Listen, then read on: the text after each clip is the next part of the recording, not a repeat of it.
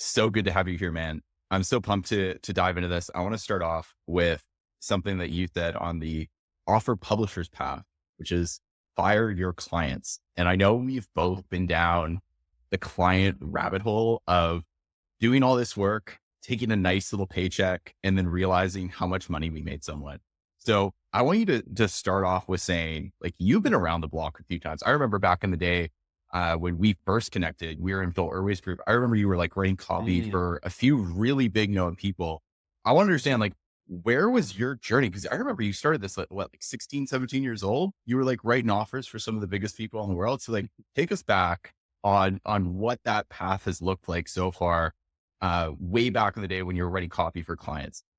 Yeah, that's so funny. I didn't know that we had connected all the way back in Joel Irway's community. That's awesome. Yeah, dude. So quick, like snapshot. 14 years old, decided I want to start making money online. Sold a beat on SoundCloud for $50, which it's still up there. It's under the name like Oshua. So I sold it for $50 on PayPal. It's my first taste of online money. Next thing was like drop shipping because all the ads were running. That was prime days. Like Shopify is new, dude. That was so sick. And so I wanted to do that. Obviously, a lot of startup costs. And so I moved to social media marketing. Shout out Iman Ghazi for roping me into that. Built my local lead gen agency. And then luckily before COVID, I transitioned over to copywriting for info products. As most do, it's kind of like trendy thing to do. It's like, I want to work with coaches. It's like kind of cool. Yeah. We want the 2 Comic Award. I think that's obviously what influenced me. I'm not going to sit here and pretend I'm like, oh, I just really loved it. It's like, no, it was a cool thing to do. So I moved to it. Mhm. And so at that time, I remember hearing something where it's like, obviously dream 100, but also like going for the biggest people. And so I was like, okay, I'm going to call my agency 2 Comma Club Copy, and I'm only going to write for Yeah. 2 Comma Club winners. And at the time, like I didn't have any crazy results. This was 16, 17 years old and in my parents' basement still, but I was like, this is my agency name. I bought number 2 cccopy.com. I'm sure someone can find a Wayback Machine. It's just my portfolio. And I remember, like, okay, I'm going to go after them. And so I created a list. I found like the old page where it's like the list of all the winners at the time. And I decided to just like reach out to them. And I would use like the podcast approach. So I tried to just interview them. And so that's how I got in the foot in the door with a Nice. lot of people. You see my YouTube channel, I've interviewed Iman Ghazi, Dan Henry, Jordan Platt, Joel Kaplan, Ravi Avala. All like just anyone who's won the 2 Comic Award, I was interviewing them. And so I got in the door that way. My first client I ever wrote for was Dan Henry. Shout out Dan Henry. He put up with my awful spelling at the time and probably mediocre copy. I did the I same. remember at some point he was like, "Oh my gosh, like this is so bad. Like do you have Grammarly?" And I'm like, "Yeah, dude, I had the pro version." And he's just like, and I'm like, rightfully so. He's cooking me, and I that's how I learned how to like become resilient. So shout out Dan, love you, dude. And so my first person, I was able to leverage. Okay, I wrote for Dan, and so I was able to move up that way. And so ever since then, I never went back. And then after that, I actually launched a low ticket offer. I helped launch one for a creator, and it was under the domain pianoforproducers.com. You guys can look it up. I think it's like deals.piano@producers.com. That funnel that's still live, that they're still running. I wrote the copy for it. There's only some additions, like adding more testimonials and other things to it. But I wrote the entire thing, and that funnel went on to do over $1 million in the first 12 months. It was a low ticket offer. Back in the golden days, like you and I were talking about before we started the call, where you didn't need high ticket. Like it was a $27 product, some order bumps, million, like profitable is Yeah. crazy. And so that's my first step in a low ticket. And so that's why I started doing funnels and other things like that. And it slowly progressed to mini webinars and everything under the sun. And so that's how I initially got in the game and started leveling up throughout my journey. Love that, man. And so tell me about the path to actually realizing that you should start taking a cut of what you're doing for these people, because I was in the same, like I was helping someone make a really good amount of money and getting paid peanut retainer for context, for like building the offer, running the ads, like basically running the entire marketing engine of this business. And like, why am I only getting paid this? Like, this is BS. And so tell me about your path to when you realized you're like, there's way more out there. And I actually, for context, I'm reading this beautiful book called The 80/20 Individual, and you nail this, because people that actually are able to control the lion's share and actually do the work to get a client results like those people should be paid the most, not the least, right? So I want to hear your path to discovering this and having this realization and what it's transitioned to now. Because I know you publish a lot of offers Yeah. too. Yeah. So I think initially the decision came from a place of greed and comparison, Love it. thinking I deserve more. I want more, who are they? Without me, they could never do this, which a lot of that is true. And Mhm. then I luckily didn't act just on that. I had one of my mentors, Mark Lack, who's now my business partner, really speak into my life and help me understand that it is the right thing to do. It is a smart thing to do. Like that's what the rich people do. And also it's a better deal for the partner. And he helped me see how it's actually a benefit for the person you're partnering with and getting a percentage from. So we switched from just being like me trying to get money, me trying to get more, I deserve more, which I think a lot of people make that decision. That's fine if you want to go down that route, but I think it's fleeting. And I think you Mhm. can get into situations where it's unfair for the other person. But I truly got to where I'm like, oh my goodness, like this does make perfect sense. Like this is beneficial to them. They are going to get better work from me. I'm more bought in. Because think like whenever you sign a client, you get a retainer for $2,000 a month. Okay. So you get a $2,000 a month copy client or a funnel build. And maybe it's just one-off payment. Well, obviously you want to make more than $2,000. So what are you going to do? You're going to go get more clients. And so you're going to go get more clients. You want to level up. The only way you make more money is more clients. So you get that client, you're excited. You get to share your stripes, screenshot in some Facebook groups and your communities on Discord, show up and get some affirmation from your guru. You feel all good. And then you sit down and write and you're like, oh, and then the second gets hard, you start complaining. You're like, oh my gosh, maybe it doesn't work. Maybe the client tells you what to do. And then you're sitting there and you're like, you know what? I should be getting paid more for this because you just don't want to do the work or it's hard, right? We've all gone through this. And I'm speaking from experience. This is how I felt. And I know it's Mhm. how many people watching this do too. And so you go through that and then you're like, okay, I got to go get another client. And so you get more clients and the first client you get suffers, their quality suffers and they get upset. Sometimes they'll let you go or fire you. And then you're like, oh, you complain about clients. Oh my gosh. And it's like, dude, there's all those situations. And so, it also like makes your clients suffer when you're doing retainer because you're going to, at some point you have to go get more deals to make more Mhm. money. And if you can't uphold that quality, like it's going to suffer, their accounts are suffer, you get fired, and that's just tough. So again, initially I wanted to make the move because of greed and whatever, but I realized, it's actually better for the partner.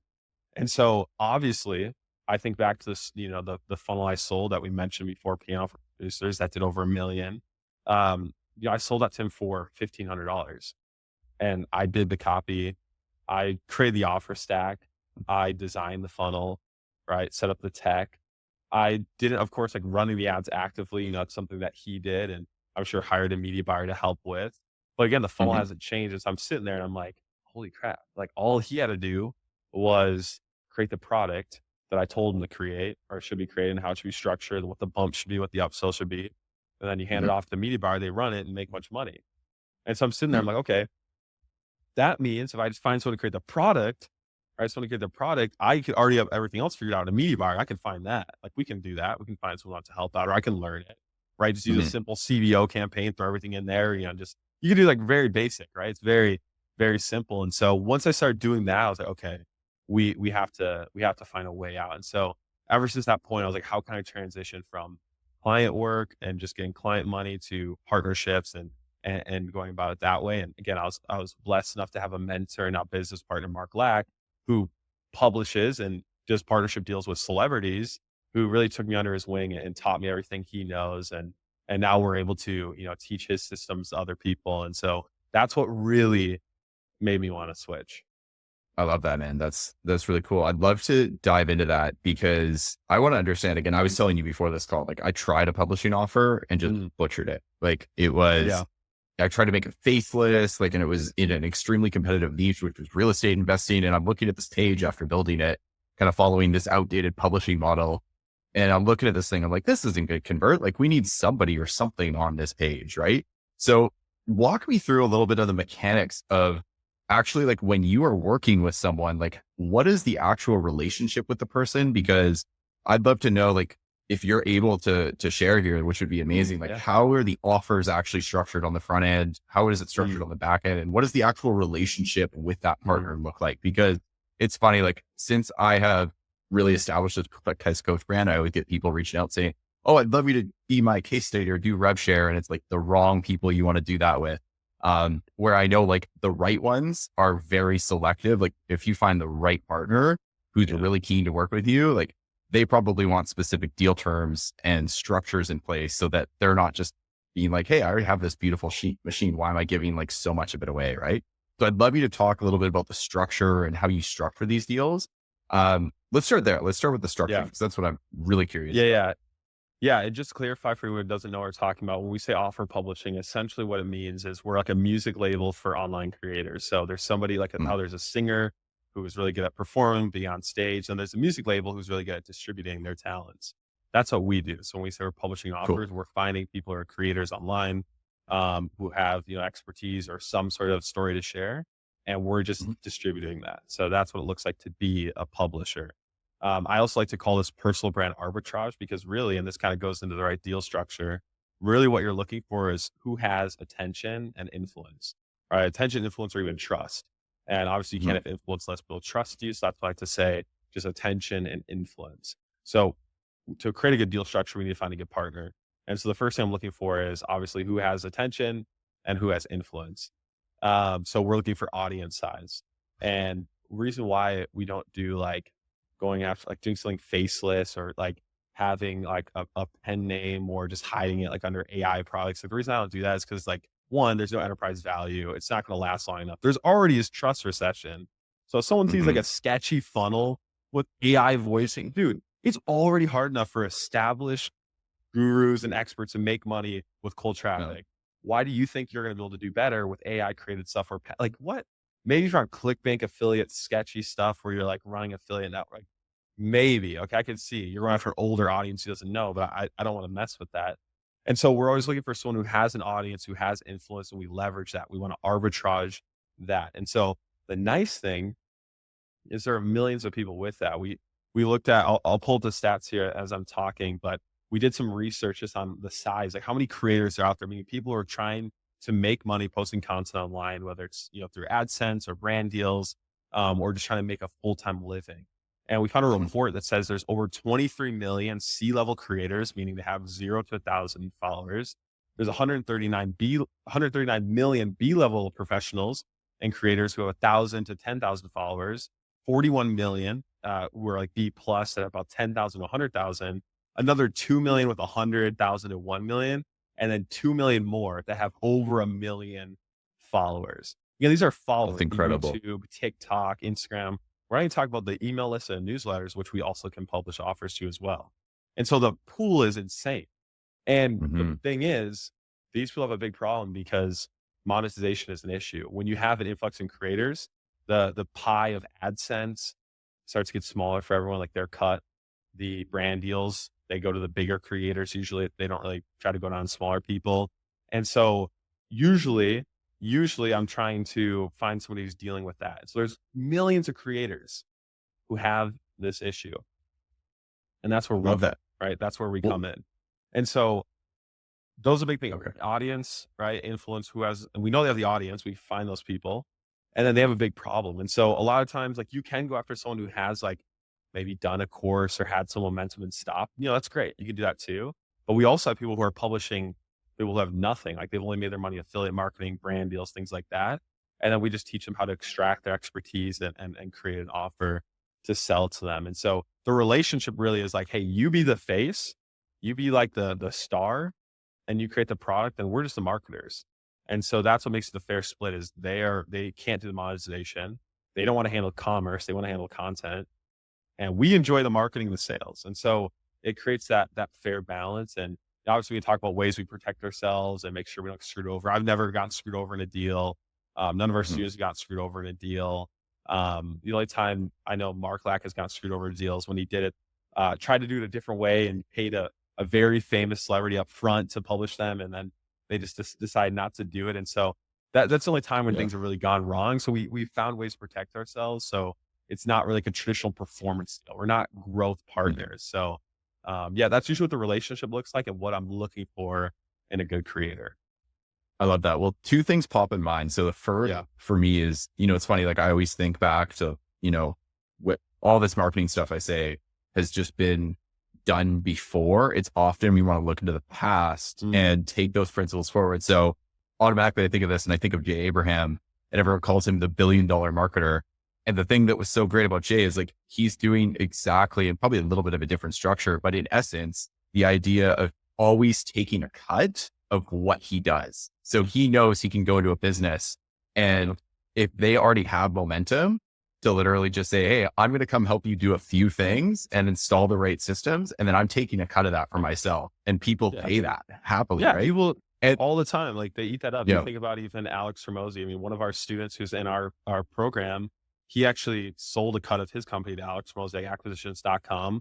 And, I got to kind of see it behind the scenes about how he runs it. And it's very similar to almost, obviously private equity or, publishing, where he's coming in, doing a few things, get a percentage, then owning part of the deal and publishing other people. And so you really look at like the people who are really crushing it. It's like, what are they doing? It's like they're doing deals that have upside, and, they're publishing someone else. And, sometimes with school, like he's essentially promoting and publishing school with his audience, his brand. He just happens to have the distribution, and he has massive upside in that deal. And I was like, at a young age, I was like, what are they doing? Not what are they teaching? Right. Like what are they doing? And after I look out in the industry and talk to people, or even talking to Mark Lack, who's really in the network, I'm like, oh, these people, like they're publishing, and a lot of times they're publishing other people like onto their audience, or maybe they own the audience. And so then they're just taking someone who's an expert and publishing it to theirs. So we really look around the industry, people are really making money. They're doing some sort of deal that has upside. And so my mentor has told me, like, it's not a good deal unless there's upside. And if you don't have upside in the deal, you're overhead. And that's why, you will end up just getting fired, like the second a client wants to start cutting costs, they're going to look at their P&L. They're going to see your name on there, and they're going to think, was it worth it? Could I really need it? Did we really need to send that email? Didn't really make that much money. Could we replace them with AI? Could I get someone cheaper? Oh, bro, that's business. I mean, we cut costs. What subscription can we cancel? And you gotta believe, like, once I started using Claude, ChatGPT, all stuff, I was like, I'm not hiring a copywriter again. And I haven't. And so they're doing that to you. Like, they're looking at their P&L. And if you don't have upside or ownership, you are over.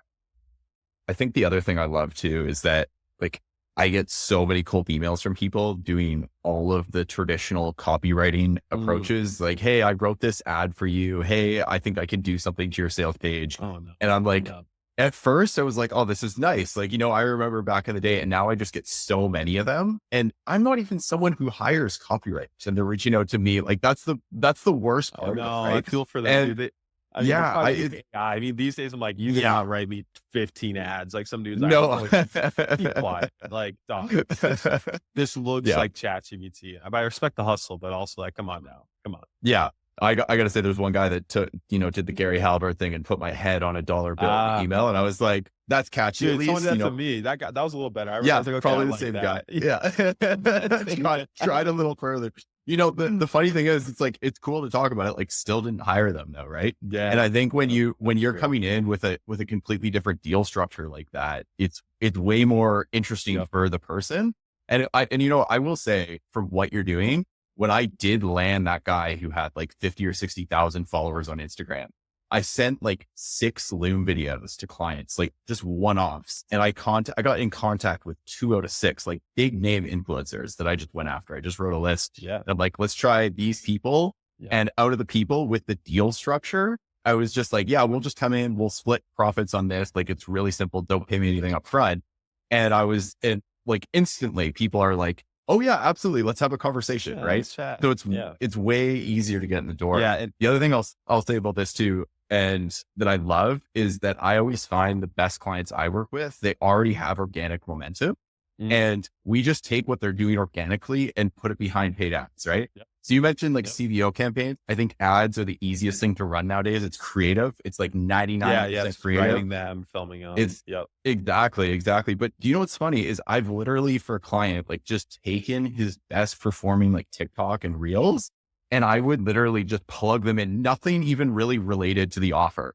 Just like, here's like a technique to do this thing, really viral content, plug it in as a Facebook ad, and absolutely crushes it. Bro, so your job of creating is so much easier if you actually have these people publishing organic content, because you can just take that, recycle, use it, put ads behind it, and scale the hell out of it. It's awesome, man.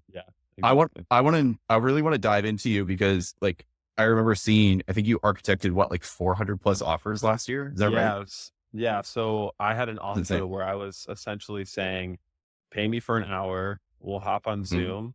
And by the end of the call, you will know like your entire offer and it was low ticket. So it wasn't just one product. I wasn't like, you should do a group coaching program, do 2 calls a week, and then have like a 30-day, like, or a money back guarantee if you don't make like $30,000. I wasn't just doing something basic. Yeah. This was front end or about 1, 2, 3, upsell 1, and then what's the downsell positioning, upsell 2, right? And then also like, what's the ascension? How are we going to send them? What makes it different? So we're doing everything. And I was use calls. I just posted it. And and all those offers I did were on these Zoom calls. So we jump on, I have them all recorded. I'd sit there, I would ask them a few questions, and I'd be like, okay, I think, hop on a doc, crank it all out. They can ask me more questions. They leave with the offer. They're good to go. Many of them would go and run them. We get results back, and we have plenty of case studies from it. And so I did, all this one-on-one on Zoom. My wife remembers I'd have like sometimes 5 to 6 calls a day, and I'm just sitting there, just cranking an hour, boom, boom, Yeah. boom. And eventually I was like, I can't, this is too much. I have my publishing deals. And so I Yeah. closed that That's a down. lot. And eventually, I actually just made a GPT. So I took all those 400 offers I did and calls, trained like just a GPT to do it. And now our students in the offer publisher path, like they have my brain essentially. So now they don't even have to be good at creating offers. They just take, okay, what's the market? Same question I just asked them, put it in it, and boom, like the offer is good to go. And so obviously your AI is only as good as like the data it's sourcing from, and this is sourced from like Mhm. very, very good data, and so it works well. But yeah, I've every industry except like random woo woo markets. I helped on like a few, not like when they come on the call, I'm like, I don't really agree with this, and I tell them that like, well, if you did, what would you do? And then like hookup offers, like it's like a hookup culture, like getting laid, I wouldn't touch those, but everything else, Yeah. I've done an offer, and I would say, That's beautiful, man. So I want to ask you then, when you sit down and look at a market, let's just say, what is the first thing you look at for actually formulating the offer? Like, what is yeah. when you like just enter, let's just say as like a weight loss, cause I know you worked on that vegan offer, which is cool. Mhm. With that guy, I can't remember, but what, Yeah. I remember you got like, I remember seeing the case study video on your page about that. How did you come up with, hey, let's do like a protein challenge? Like, where did that Mm. formulate? Like, how did you come into fruition of creating that? Yeah. So there's a couple ways you can do it. Like start off an offer is like one, figure out what the market wants, and then also like disrupt what they already understand or know. Okay. And I like disrupting. I'm big, like for me, Yeah. it's hard for me to get behind an offer if it doesn't disrupt what people understand or know or like believe to be true. Like I need something that Mm, completely like me saying fire your clients goes against every single ad you're seeing on your feed right now. Get clients, get high quality clients. And then some yeah. dudes come around saying, fire your clients, disruptive. Hmm. Back in the day, my first info offer was called Cold Messaging Kings. And back then, Ty Lopez, Iman were only teaching cold calling. And so I was a 14, 15-year-old kid with no phone in my parents' basement. I couldn't cold call or go door to door. So I was like, I'm going to use Facebook. And so I developed a process for cold messaging, and I sold that. It's funny, back then, when I first sold it, it was $497 for an hour-long call, and you get a Google Doc. And I was just selling those off the shelf and organically on Facebook. And Beautiful. just at that age, I was, this is crazy. Like no sales page, like that'd be so hard to do today. And then offers being, I turned it a course, it's being resold. You guys can look up the Sales Kings or like Cold Messaging Kings, and there's people reselling it online. So you can go verify this. But anyways, that was very disruptive. I was like, don't cold call. Like, why Mhm. are you cold calling? So I'm always disrupting. I need something disruptive. Now, there is also just figuring out what does the market want. That's also a very easy one. So the vegan one, I was just talking to him and I was like, dude, what DMs you get all the time? Like, what are you people asking you in your comments? What is a common question? What is the thing you're having to help people out the most with? And he was just like, yeah, it's always protein. Like people are always like, or people would get mad, like in the comments being like, why are you vegan? Like you can't hit your protein. It's not healthy. You can't even build muscle if you can't get protein. It's hard to. So like people who disagreed with him would try to go against him, but he's like this Mhm. jack dude who looks great. And he's like, I'm vegan. And so it's kind of like, dude, what do you want to say? And so I was like, okay, this is going to also kind of disrupt people who doubt vegan. And so we kind of rage bait people in. Like you do content where it's like, when people say that you can't get enough protein as a vegan, it just cuts him just looking jacked or whatever, Mhm. right? So you can kind of rage bait them. Okay. But yeah, we just asked like, what do they want? And it was like protein. And I was like, okay, well, they want it. Let's just teach them how to hit their protein intake, affordable, easy, quick, in the kitchen, right? Just simple things on the go, Mhm. traveling, whatever it is. Like, how can we teach them that? And that offer did great for them. So it's either like, how can I disrupt?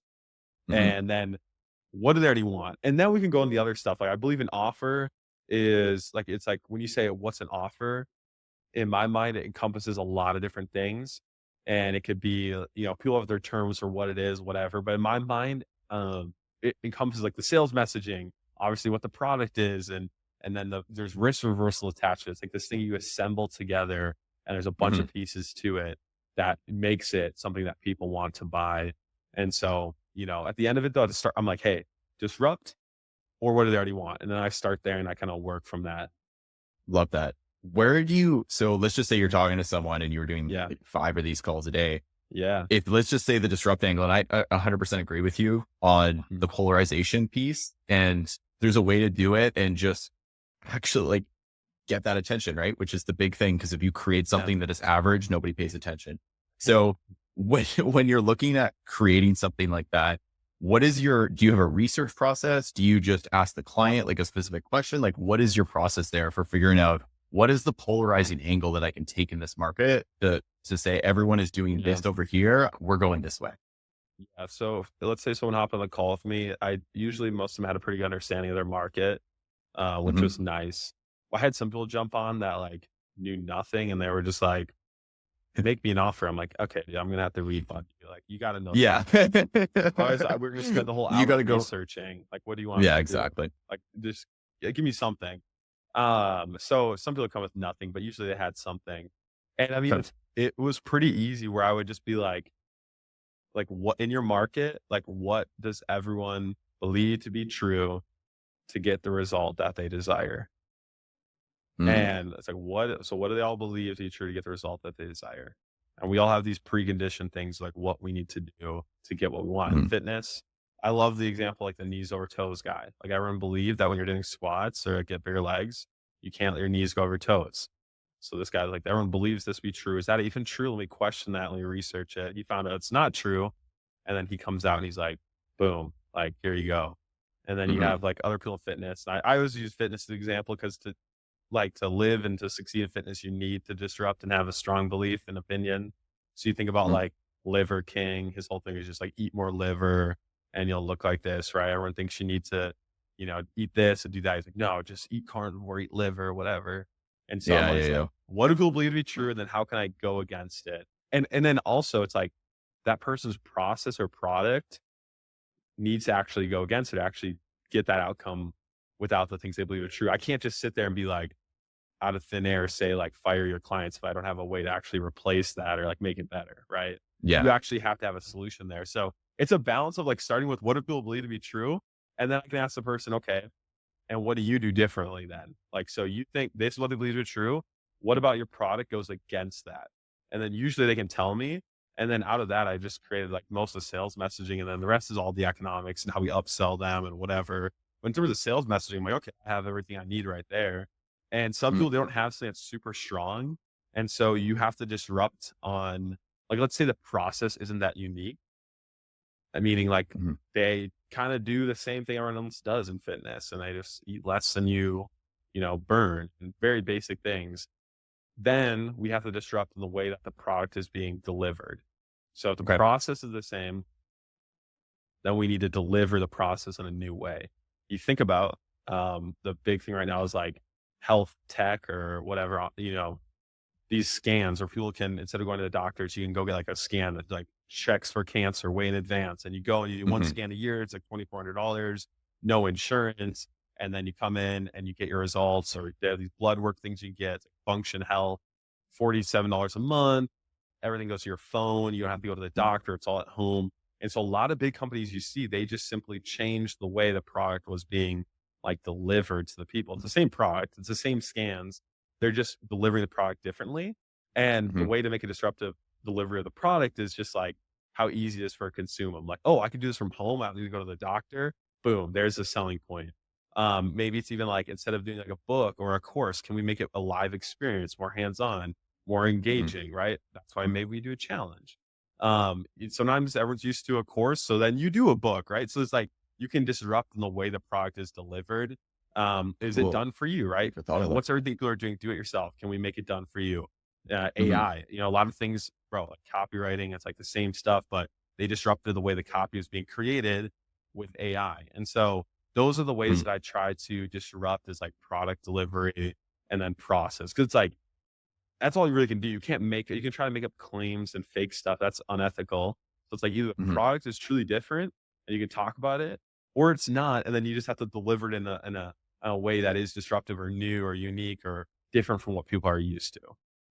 Yeah, that's so damn good, man. Because it was funny. I never really thought about the process. Like, always was thinking on that contrarian angle, Yes. right? Especially when you're creating offers. But I never thought about the process. And it's funny because one of the things that I did that grew my business so well last year was just building about, I think I launched about 8 or 9 front end offers. Mm. There were just these like mid ticket, Mhm. literally Yep. bullet point sales pages.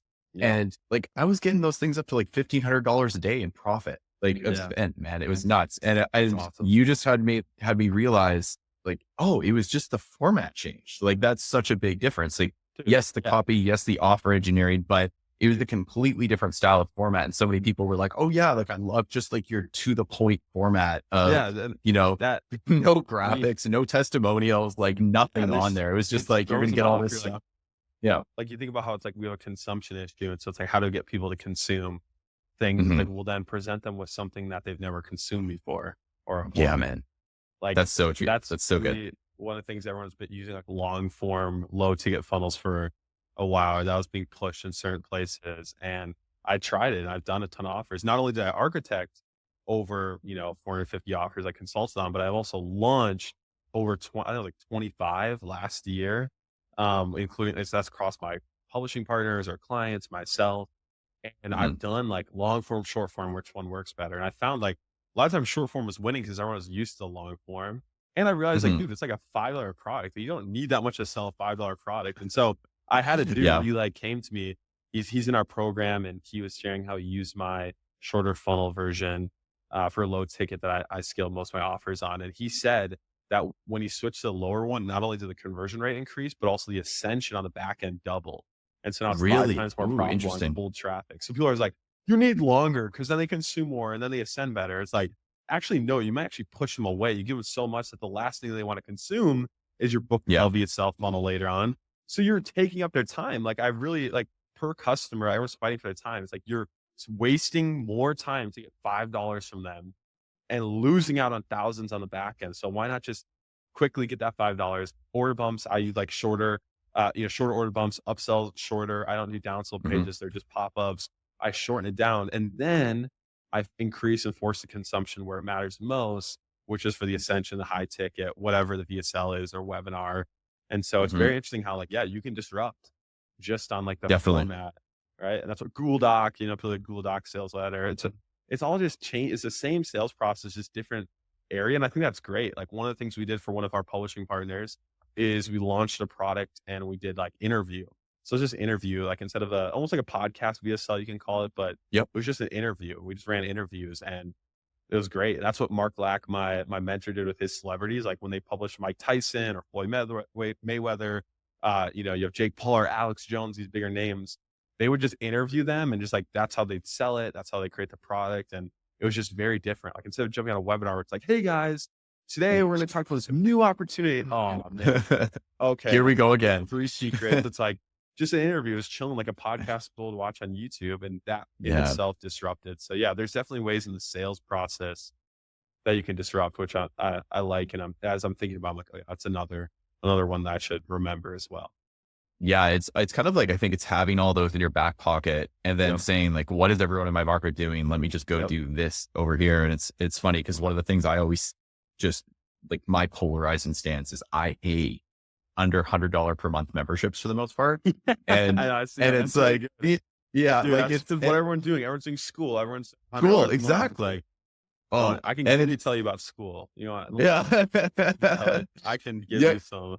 You know, What it's so here's funny. Like, let's get on this. no, No, we're gonna get on this, right? okay, Let go me give for you it. Go some for it. content to back up your disruptive idea, right? Okay. What's okay? The average stick rate of a sub nine, so $97 a month below, like Mm-hmm. the average stick rate is about 3 months. 3 months Yep. is what potentially we can make off somebody who joins. So Mm-hmm. maximum, my lifetime value is $300. $300. Potentially, not everyone's Mm-hmm. going to get there. Not everyone's going to Mm-hmm. get there. We're going to have to be able to drop or cancel. Yep. I don't understand why you would do that and spend 3 months of work doing calls and engaging and stuff to get maybe $300 from somebody when I could make a low ticket funnel, have a $300 upsell one, and guarantee to get that $300 day one at a 20% take rate. Now, Yeah. what's even crazier, I have an upsell two on one of my funnels. It's $99.97. It's more of like a hybrid done for you-ish offer, VA runs fulfillment, hands off. Mm-hmm. We have about a 10% take rate on that. So why would I'm not That's going to get beautiful. 10 months. Oh, 10 months of Yeah. work and 10 months. That's so hard. And so Yeah. my whole thing is like, why? Work month, it's guaranteed every month. It's not. The only thing that's guaranteed is money that's now. The only time I do recurring, if you're trying to exit the company for enterprise Mm-hmm. value, if it's not education. So if education, it's like, what's the point? Like, why would you? Because people will leave there and get the need and bounce. And the only way to Yep. get them stick is to make a cult and act like they didn't get all the information and more's coming next week. And that's just misleading. And Mm-hmm. so anyways, I'm 100% on board. And here's the thing, I have a school group and it's $15 a month and it's Mm-hmm. not to make money. It's my place where I just kind of dump some of my loads to get stuff. I don't promote it. I'm trying to sell the domain. I'm trying to sell it to some people. I'm trying to sell it to Russell Brunson. So Russ, if you see us, everyone tag Russell, you like, give him this name, sell it to him. But I'm trying to get rid of it. But it's like, I would never try to base my income off of a sub $100 a month Yeah, man. subscription. So anyways, I just had to They're brutal. get off And my it's, chest.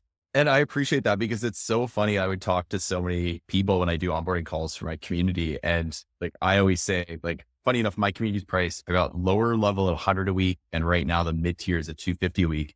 And the stick rate for that is significantly longer than 3 months on average. Like I think pretty typically it's 4 to 6. Yeah. But I get a lot of people that just come in, they'll join for a month and then they'll pay in full because it's such a significantly cheaper way to do it.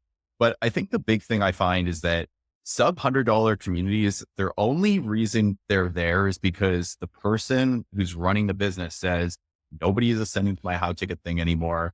I need to have this low ticket community because people keep telling me on the phone, I can't afford it. So then they create this thing that just becomes a second job for them. It's nuts that they're making like $2,500 a month off these communities. And then it's literally like, oh, it's brutal. That product, they like close it, and then and honestly, it's so funny. It was great to see Charles commenting on my post there because he's someone that actually has like a $50 a month community. And he has, I think he said 4 million followers across different platforms. And he's like, yeah, we just find people, some people love the reoccurring. And I think that's the only exception is if you have a massive following, yes. If you got the organic game, go for it. But, and it's like to acquire that person. Cause if you don't have that, then you have to do cost per acquisition, which would be, 20 or 30% maybe to get that person. Then they're just going to leave. And so the only time like I scaled one of my clients' schools community, it's over 80,000 a month recurring, but it's because we had a low ticket on the front end. So we were break even, then going to the subscriptions. That was fine, but that's really hard to do if you don't have like a good reason. Then people would churn anyways. So yeah, I was going to say, what's the point?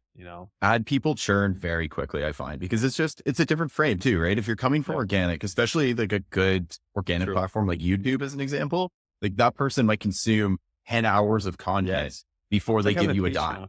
That's like why Patreon works. It's like, I want more of this. Like I pay a dude, Channel 5, and he does like journalism, and he has a Patreon. And it's like I actually pay that monthly, and I stick and I stay because I'm like, love the dude. I love his content. Yeah. I'll probably never leave, but I don't have any memberships right now in like an info learning thing. If anything, I pay for one-off calls, but I just would leave. Like I'm just going to cancel. And so, if I had a huge audience, like I tell her, if you're publishing, like, so back to publishing, like if you're doing that and you have an a creative organic audience, they have that influence, that attention, there's something like fitness, or maybe it is more entertainment, people just want more access, then 100%. Like that works fine. And it makes sense and it works.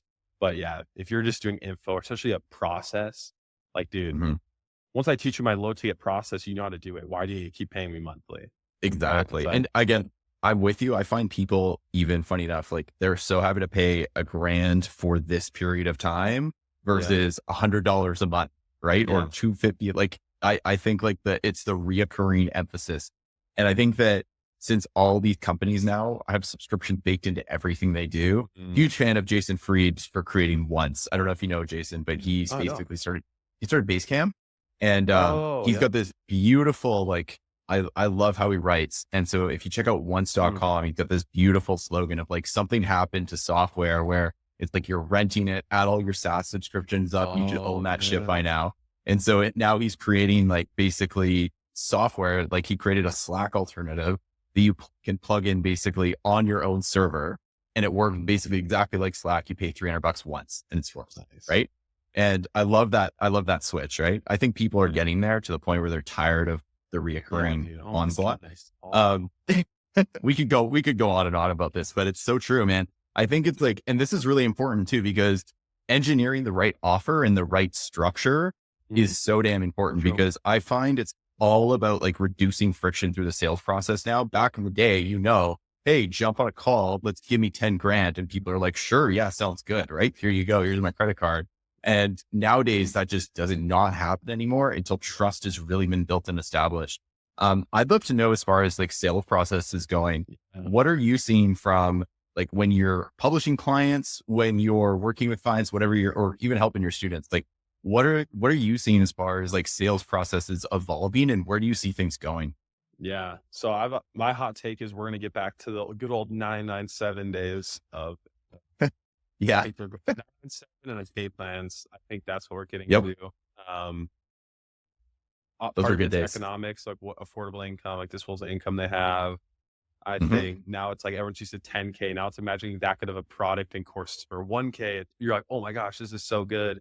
So it's like easier Hmm. to wow people.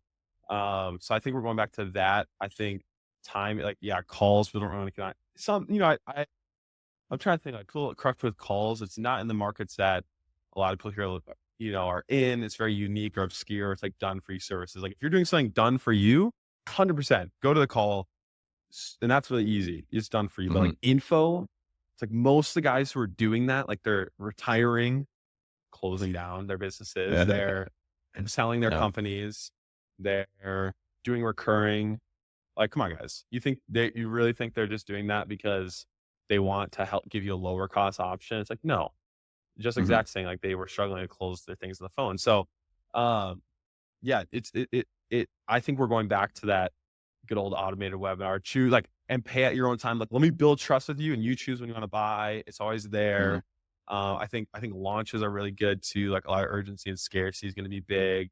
That's always huge. Like I love it. Like if I could, so my offers go back. Like I would structure it where it's like 60 days of like relationship building and then 30 days of like hard promo and then shutting it down and then wait till the next quarter, do the same thing. I think that would be huge where it's like really proving yourself, giving them value and then selling it. I think Hmm. on sales calls, if you are doing sales calls, it's like you got to let them know. And it's like, you have to give a reason to show up or just be like, hey, we do have something that we can present to you and like kind of give them a trade where it's like you can kind of choose if you want it or not. One thing that's worked well is doing like onboarding calls. So after someone buys your low ticket, they can schedule a group Zoom call. So on Calendly, you can have like an option where it's like a group. And so there's different time slots. And you'll have like an assistant or a VA or just a setter in there who will run through like slides, like an onboarding. Here's how you get access to everything. Here's what we teach. Here's how to get help. Here's your next steps. Here's the results, kind of stacking it up. And then ending Hmm. it saying, hey, by the way, if you're interested, we also have this thing. It's amazing. Here's how it helps you go faster. And then handle the objection of why you don't need to go through the low ticket to make this new thing work. So that's a big objection. And then Hmm. pushing them to a closer's calendar right there. So it's like, hey, just here's the link. If you guys want to schedule that call, go ahead. You can learn more about that offer. Otherwise, you guys are good to go. So stuff like that, where it's like very optional choice, different paths, I think is big.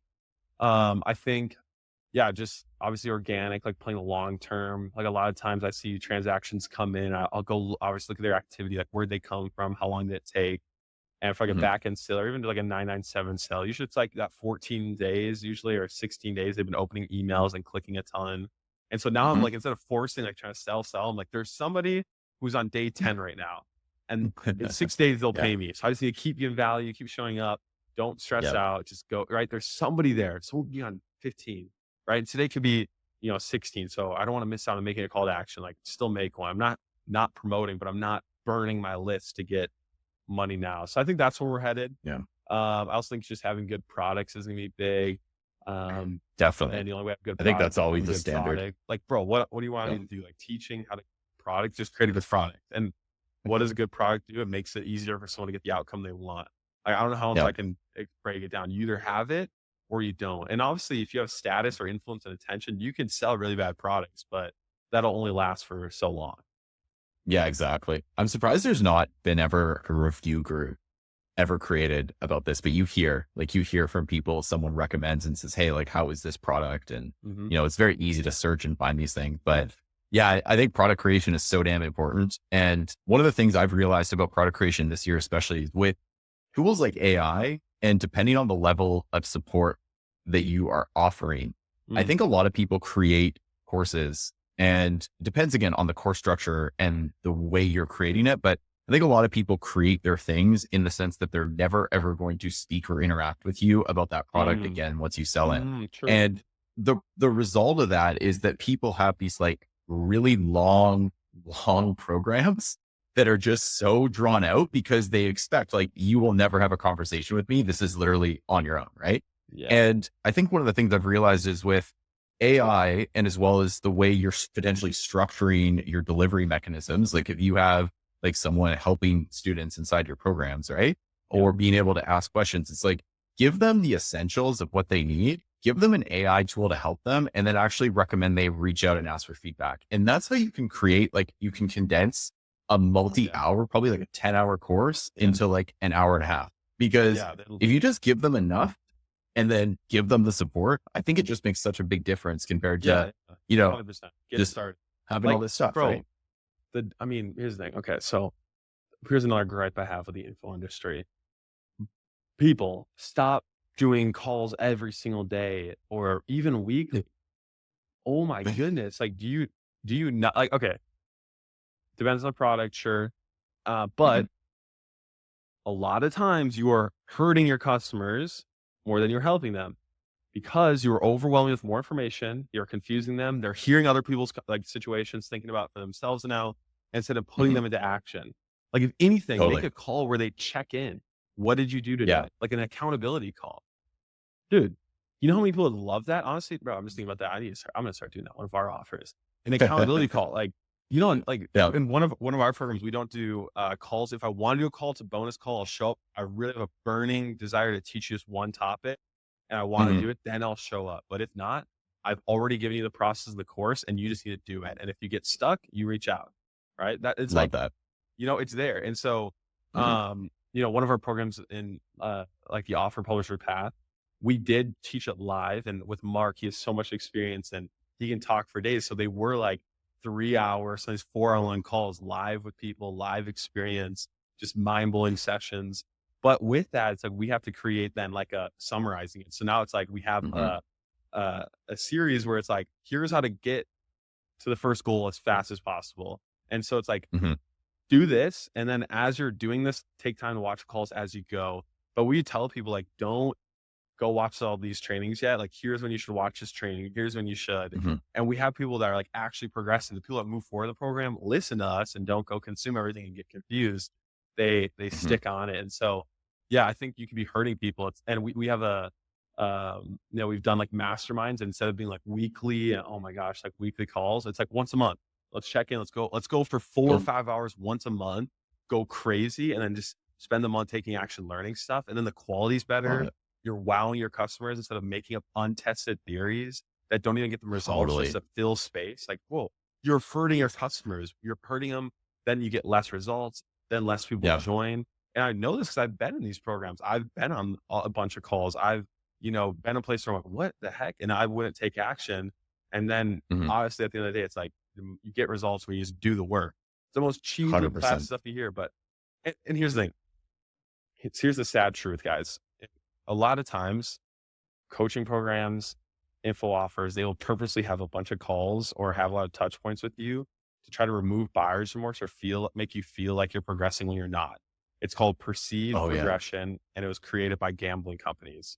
If you go to a Oh, slot cool. machine, they have these things where, like, you're getting closer to a bonus, you think things are building up, you want to keep playing. So if you hit the bonus, then it's really big.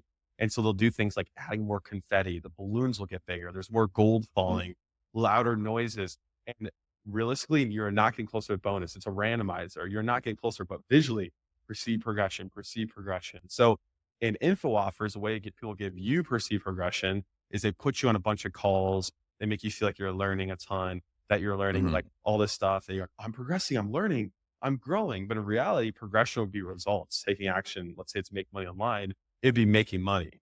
And Mhm. so if people aren't making money or actually getting results from the process, they're not progression. They're not progressing. That perceived progression, just like weight loss. If people aren't losing weight, they're not progressing. But if they're on calls, they're doing all these things, they could feel like they are because they're learning. And so, Mhm. yeah, a lot of times you have to check and be like, and are they trying to make me feel like I'm progressing? So I stay or keep paying my sub 100 a month subscription, or, don't refund on the high ticket because they know like they're going Yeah. to. And a lot of times, like we already know in the industry, like high ticket offers, the people will consume the whole product or actually take action is very Mm. low, just because that's just how human nature is. Not everyone gets a place in their lives where they're ready to go and actually follow it. Maybe it'll be later, maybe it'll be never. But Mhm. these people know this, and so they're like, crap, if I know 80% of my high ticket buyers aren't actually going to get results, that means, half of them may want a refund, and that's a lot of money that I don't want to refund. Yeah. So then they're like, shoot, let me make them have perceived progression to reduce the refund rate. So they add a bunch of, and again, I'm saying this, I've been in these programs where it's been done to me. And then Mhm. I have consulted people where they'll share where they do that. And I'm like, what the It's heck? crazy, man. And I've been tempted to do that with my own thing, but I haven't done like a high ticket info offer for myself. And we have Mhm. eliminated any kind of perceived progression. So now I'm like, how can we just actually help them progress? Right? Yep. How can we set realistic goals and then actually help them hit them? And then the more goals they hit and progress, the more motivation they have, the more likely they're to consume, more chance to actually succeed and finish the course, the less refunds you get. So at the end of the I day, love that. what is that? Called a better product. Mhm. That's so good. So three things I thought of there. So first is on product creation. I always remember this great thing from John Morrow that talked about it. I love he's just so blunt, right? I don't know if you know John. He basically I think he runs Smart Blogger, and Yeah. one of the things I learned from him about product creation is like you have to pretend your clients are monkeys and you're basically like dragging them by the throat, like along a road to actually get them to do the thing that gets the result. Everything else is fluff, right? So for you, it's like finding the client, like finding the clients, Yeah. like publishing their offers, getting the ads live. Like that is all the important stuff. Everything else in between that is just fluff. However much of that you can cut out is great, right?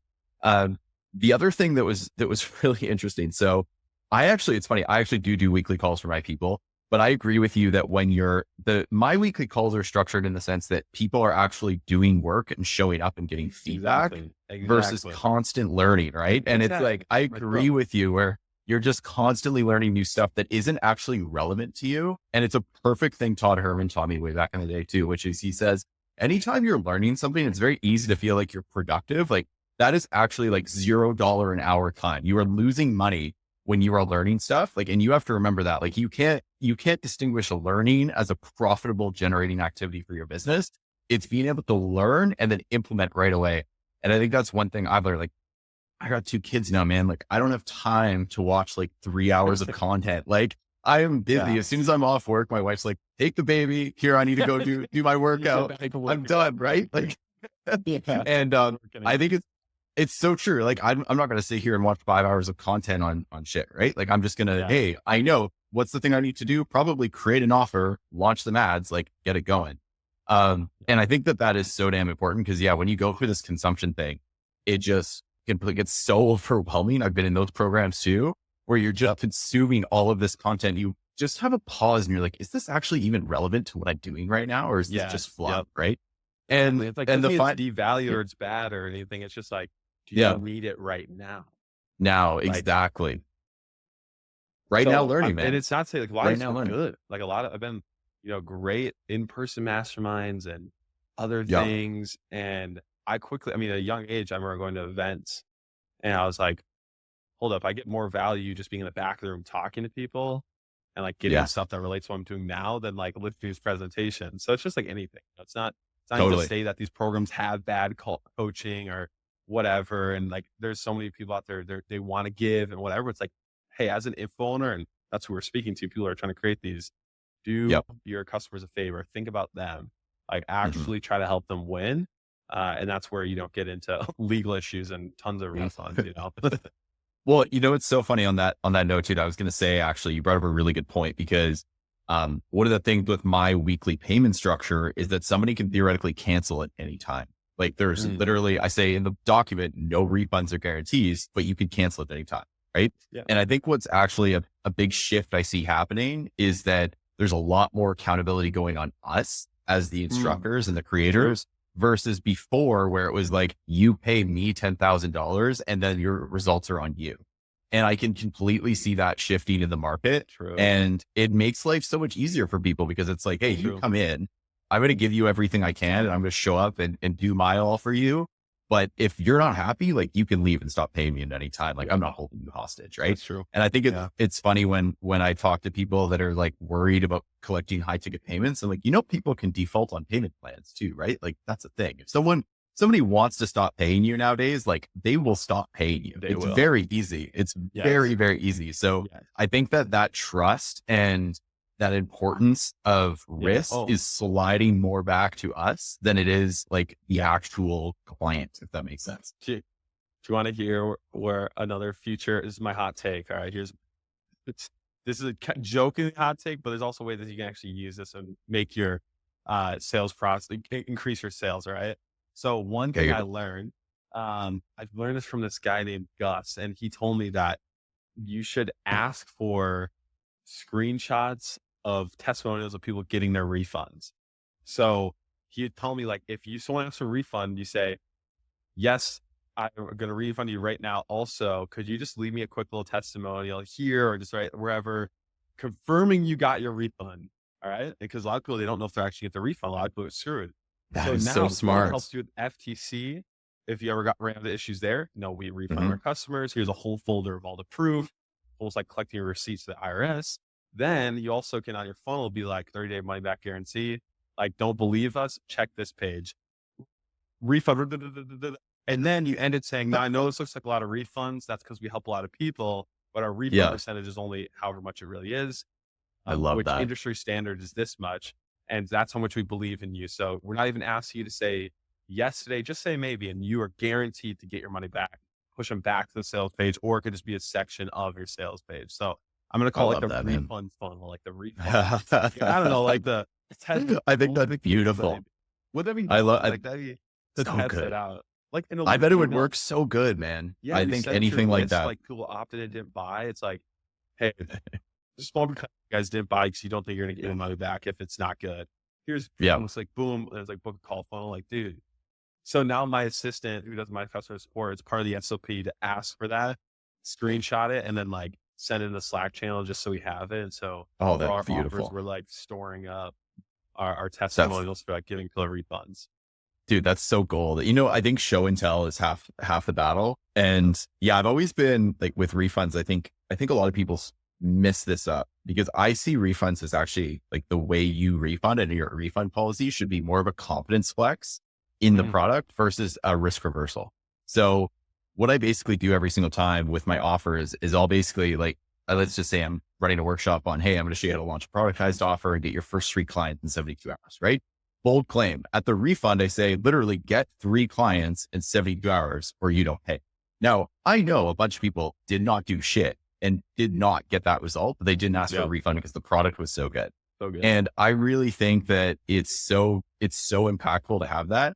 But one of the things I've been putting to like try to put that imagery is like better than Costco refund policy. So it's literally like, it's like, Costco, you could return anything you bought like 10 years ago. It's the same thing, right? So that's my whole game is I'm like, I want to just make it, if you want a refund, so easy, no questions asked, here you go. Right. Another thing so good for refunds too, that just operationally I don't know why they did this, but like you see a lot of people running issues because they collect all the money and then they inevitably, like people refund. Statistically, you'll get refunds. I don't care, Mhm. but there's always like a statistic. You'll get a certain amount of refunds. Mhm. And so a lot of people, they don't set aside the money for that. And then Mhm. to want a refund, they can't pay it back. And then they run into, that's where you really get into legal issues. Like a lot of times Mhm. the FTC starts looking at you if you aren't refunding your customers. And Oh yeah. so one thing I just learned from Mark Lack is he's like, okay, let's say you enroll 100 customers.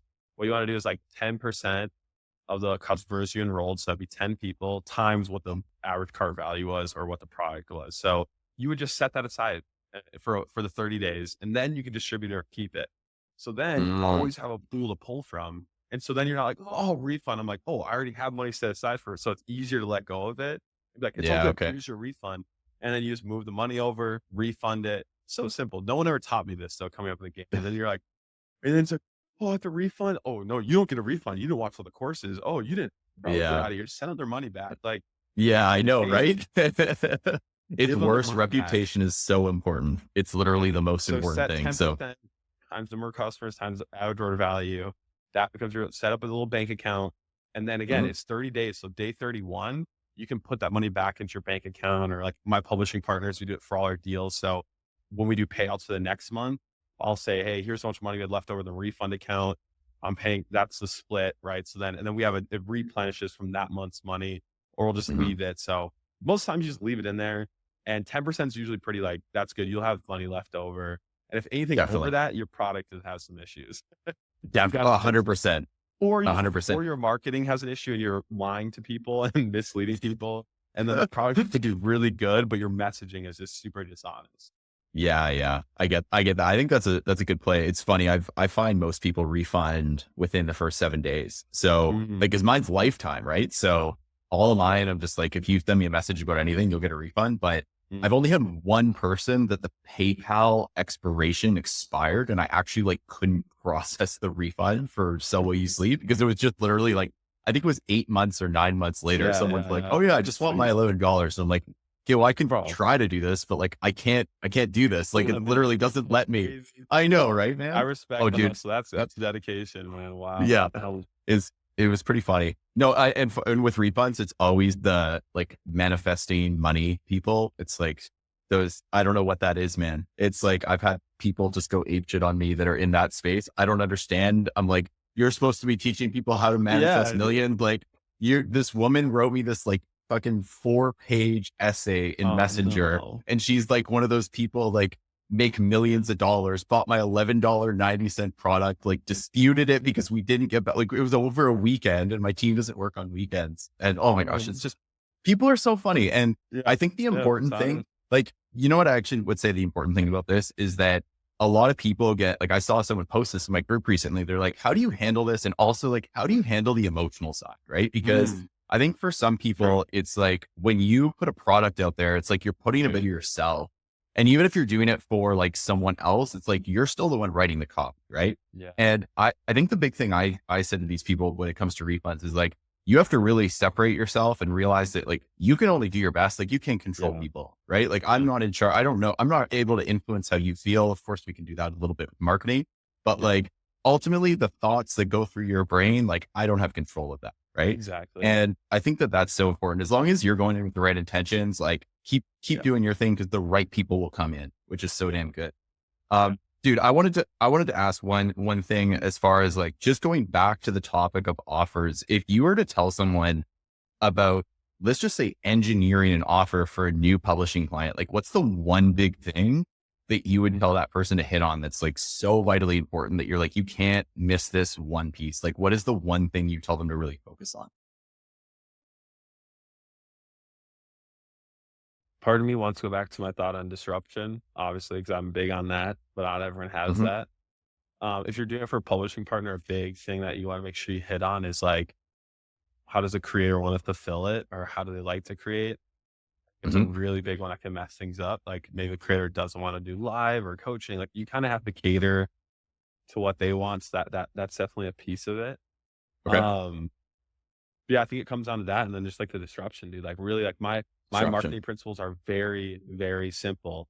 Like that's all I do. Like someone's even asking me like, Josh, like, how do you do launches and like whatever? I'm like, you hype them up, you build anticipation, then you open the cart, then you warn people it's going to close and you close it. And then that's, that's what I That's do. it. And so sure, there's little things inside of it, but that they're getting all stressed out. Like, oh, I just love how simple you keep it. And then, I think about, like sales ladders. I'm like what do you need to say? It should be long, short. I'm like, as long as it's getting them a problem aware and then getting like introducing like a mechanism that disrupts and then having a good stack, like an offer stack. That's all I want to see. Mhm. Like problem, what's the mechanism and then product. And so, yeah, I keep it very simple. And so same thing with offers is just staying there where it's like, does it disrupt? And then how do you deliver it? And the things you had talked about before. So I would just say, go back to that, hit on that, Okay. and then you should be good. Like and with publishing, dude, you could be a really bad marketer and make decent money. People are always like, thinking like people think I'm like a good copywriter, just that wrote for some big names or whatever. But bro, I'd be like still paying people. Like my friend Daniel Neef, I always come to him to help with my copy. I use a Mhm. lot of AI these days because why not? Even back Yeah. before, it's like, dude, I was never that good at copywriter. I've never claimed to be a good copywriter. I would skip the copywriting calls any program I was in. I wouldn't practice copyright. I don't handwrite. I'm not a good font designer. So I don't even consider myself a really good marketer. But the nice thing is with publishing, you don't need to be a good marketer to be a wealthy one. And I got that line from one of our students because he came and he's like, dude, this is so much like more simple to do this. And he came from a place where he was always like, oh, I'm not a good marketer because I can't do cold traffic and start from zero and take an offer from zero to Oh whatever. my I'm not a gosh, good that's so marketer. hard. It's And so I'm like, hard. dude, and he's like, bro, he's like, honestly, he's like, once I found this, he's like, I realized like, I'd rather be like a wealthy marketer than a good marketer. It's like, if only scaling a cold or warm traffic and, going to a warm audience who buys anything is considered a bad market, fine. That's where we're making money. A lot of people in the game who are crushing it, they are doing organic. They're doing launches, affiliates, JVs. And I'm seeing that more so with my business partner, Mark Lack, who he exited one of his educational companies that over 10,000 paid members. Tony Robbins, like top affiliate 3 years in a row in that network. Awesome. Like, we're on the call with like these big names where I'm like, holy crap. And so seeing what they're doing, it's like, they're not depending on cold traffic. And they're like, dude, why wouldn't you like free traffic and organic? It's warm, it's hot. And so I realized I also had that mindset of like, oh no, I'm not a good marketer. Cause I can't do cold traffic. It's like, dude, be quiet, be quiet. And so Yeah. what I tell people with like publishing is you don't have to be a good marketer to do it because they already know, like, and trust the creator. If a Mhm. creator can get away with selling an unethical, scammy product to an audience, how much more could you do and better could you do with a product that is good and is ethical? And so they're gonna buy it. And so that's why you have Mhm. to make sure you're selling something that's good because they will fall for. That's why I see people falling for these crypto schemes and meme coins and terrible forces because they Yeah. trust this person. And Mhm. so that is something that you can't manufacture. Like you have to build trust. You can't, like with my wife, I can't just go to her and just like manufacture trust between each other. I had to build it with her. And so Mhm. sadly, like you have the option of, as a marketer, do you want to spend the years building trust with an audience and a brand, doing it that way, which you can do. And I did it with Mhm. my little brand I have. I had 5,000 people on Facebook and 1,000 on YouTube. And I've been doing it for like 8 years. So you could do that. You could do it the long way. Or you can just arbitrage the loans as trust and go publish them. So all is to say, like, there's Mhm. choice. You don't have to, oh, I have to do cold or I have to build my brand. Like, what do you want to do with Yeah. it? You have choice.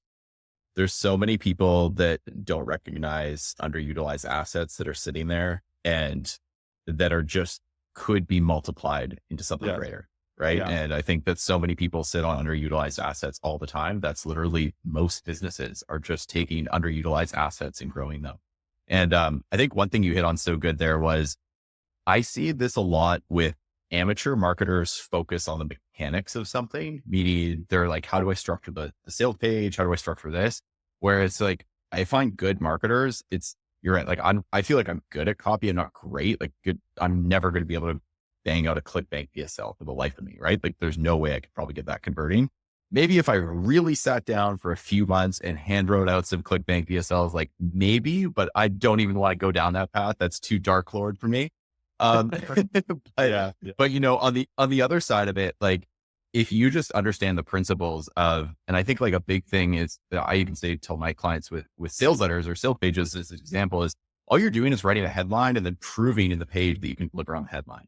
Like that's Yeah. it. If you think about a sales letter, like all you're doing is you're making a claim in the headline and then you're showing someone that you can actually deliver through the product, through the offer, through the mechanism on that promise you originally made in the headline. That's all you're really doing. And but it's most important to like nail that headline and nail the offer piece or else everything falls apart. And, as someone that I love cold traffic, like I've grown my entire business through paid ads, like my entire business, every single client has come through paid ads. I'm not. Yeah, I will. I'm like, dude, hey, you got that skill. That is awesome. That is great. Yeah, man. And I think it's, it's funny. Like I really think I look at the pages I built and I look at the way I did it. And it's often like the stuff is very simple. It's nothing too complex. It just has a little bit of a different format with a little bit of a different take with pretty much a little bit of polarization in there about like why nobody's ascending or blah, blah, blah, right? Whatever that is. And, I think like actually I'll tell you the one thing that saved my ass with cold traffic, because I was trying for the longest time to get my sell you sleep offer, like working consistently. But as soon as you understand how worldwide targeting works, your entire world will change. And it's nuts. I remember Annie posted something about that last year and I tried it or even in 2023 and I tried it and I'm like, this just saved my offer. Like my offer is saved. It's working. I cut my costs in half, everything. It's awesome. And when you have a creator that you can do that with, it really changes the game for you. Yeah. Man, this was so good. So where can people find out about what you're doing? I know you've got offerspublisherpass.com. Is that the URL? Yeah. So we have offerpublisher.com and then, great you URL. guys can also check out my YouTube and Facebook just under Josh Gavin. So I post a lot on Facebook. That's kind of where I live and breathe. And then we also have some YouTube videos up. And then my active website is offerpublisher.com. Beautiful, man. Well, thank you so much for doing this. This was so much fun. Yeah, great. So excited. We'll do a round 2 at some point too. This was great. Again, especially as you're going down this path. Because when did you launch, really quick before we end, when did you launch this offer for helping people publish clients? Yeah, so a few months ago. It's funny because we launched in December and it's funny, like it's so meta, but I published Mark Lack, my mentor, who taught me this model. So I learned this model from when I was 17 at his house as VIP day. This was like 5 years ago. So this isn't a model that just started working. Like this has been working. And then he taught me it and I started doing it. Then about like last year as the fall, I was like, Mark, I should interview you, bro. Like he's really quiet. He sold his education companies for millions and he put it into like investments. And so he's kind of chilling. So he really like retired from the game. Like, dude, come on, let's do an interview. So I interviewed him.